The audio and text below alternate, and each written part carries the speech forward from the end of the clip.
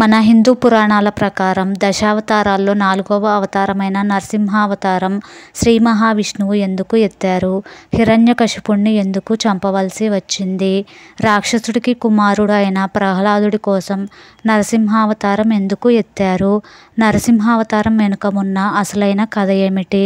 ఇలాంటి మరెన్నో విషయాలను ఈ వీడియోలో మీకు తెలియజేయడానికి నేను ప్రయత్నిస్తాను. అంతకన్నా ముందు మీరు కనుక నా ఛానల్ని మొదటిసారి విజిట్ అయినట్లయితే ఈ వీడియోకి ఒక లైక్ చేసి నా ఛానల్ని సబ్స్క్రైబ్ చేసుకొని నాకు సపోర్ట్ చేయండి. హిందూ మతంలోని శ్రీ మహావిష్ణువు 10 అవతారాల్లో 4వ అవతారమే ఈ నరసింహ అవతారం. ఈ అవతారం భక్త ప్రహ్లాదుని రక్షించడానికి, అధర్మాన్ని నాశనం చేయడానికి, హిరణ్యకశిపుని గర్వాన్ని నశింపజేయడానికి ఆవిర్భవించింది. హిరణ్యకశిపుడు ఒక రాక్షసరాజు. అతను తపస్సు చేసి బ్రహ్మదేవుని నుండి ఓ అద్భుతమైన వరం పొందాడు.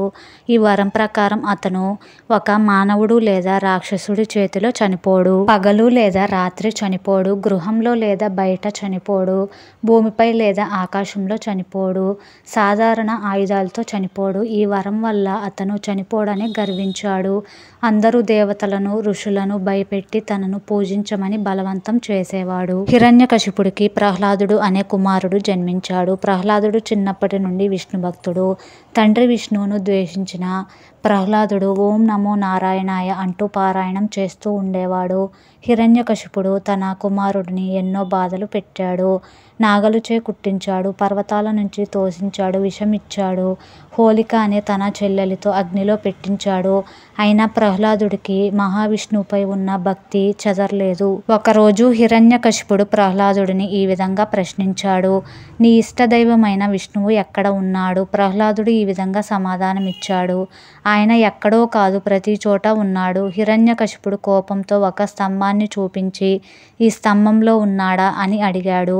ప్రహ్లాదుడు అవును అన్నాడు. హిరణ్యకశిపుడు స్తంభాన్ని తన గదతో బలంగా కొట్టాడు. అదే సమయంలో స్తంభం చీలిపోయి ఒక భయంకరమైన రూపంలో నరసింహస్వామి బయటకు వచ్చారు. ఆయన నరసింహుడి రూపంలో ఉన్నారు. హిరణ్యకశిపుడిని నడుము మీద పెట్టుకొని తలపై గోర్లు అణిచారు. ఆయన పగలు రాత్రి కాకుండా సంధ్యా సమయంలో వచ్చారు. అంతర్గృహం కాదు, బయట కాదు, గృహద్వారం ద్వారా వచ్చారు. ఆయన ఏది ఆయుధం లేకుండా తన గోర్లను ఉపయోగించి చంపారు. హిరణ్యకశిపుడిని భూమిపై లేదా ఆకాశంలో కాకుండా తన తొండంపై పెట్టి చంపారు. ఈ విధంగా బ్రహ్మ ఇచ్చిన వరాన్ని ఏ లోపం లేకుండా నరసింహస్వామి హిరణ్యకశిపుడిని సంహరించారు. హిరణ్యకశిపుడు మరణించిన తరువాత నరసింహస్వామి కోపంతో భూమి కదిలిపోతుంది. దేవతలు లక్ష్మీదేవిని, శివుణ్ణి ప్రార్థించినా శాంతించలేదు. ప్రహ్లాదుడు నరసింహుడి ఎదుట నతిమూర్చి ప్రార్థించాడు. తన భక్తుని ప్రార్థనతో నరసింహస్వామి శాంతించిపోయారు. భక్తి అన్నది భగవంతుడిని కాబట్టే కాదు, నిజాయితీగా అచంచలమైన విశ్వాసంతో ఉండాలి. అధర్మం ఎంతటి బలమైనదైన భక్తి, ధర్మమే చివరికి గెలుస్తాయి అని ఈ నరసింహావతారం ద్వారా మనం అర్థం చేసుకోవచ్చు. శ్రీ మహావిష్ణువు తన భక్తుడి రక్షణ కోసం ఏ రూపమైనా ధరించగలడు అనే ఈ కథ ద్వారా మనం తెలుసుకోవచ్చు. దశావతారాల్లో 4వ అవతారమైన నరసింహావతారాన్ని తన భక్తుడి ప్రహ్లాదుడిని రక్షించడం కోసం ఈ అవతారాన్ని శ్రీ మహావిష్ణువు ఎత్తారు. నరసింహస్వామికి ప్రత్యేకంగా పూజలు జరిగే దేవాలయాలు యాదగిరిగుట్ట తెలంగాణలో, అహోబిళం ఆంధ్రప్రదేశ్లో, శ్రీముష్ణం తమిళనాడు, ముల్కీ కర్ణాటక, నరసింహపల్లి పశ్చిమ బెంగాల్. ప్రతి సంవత్సరం నరసింహ జయంతి జరుపుతారు. భక్తులు ఓం ఉగ్రం వీరం మహావిష్ణుం అనే నరసింహ మంత్రాన్ని జపిస్తారు. నరసింహస్వామిని భక్తుల రక్షకుడిగా, శత్రునాశకుడిగా, శాంతి ప్రదాతగా పూజిస్తారు.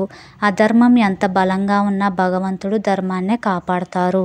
Thanks for watching. వీడియో నచ్చితే ఒక లైక్ చేసి ఓం ఉగ్రం వీరం మహావిష్ణుం అనే నరసింహ మంత్రాన్ని కామెంట్ చేయండి.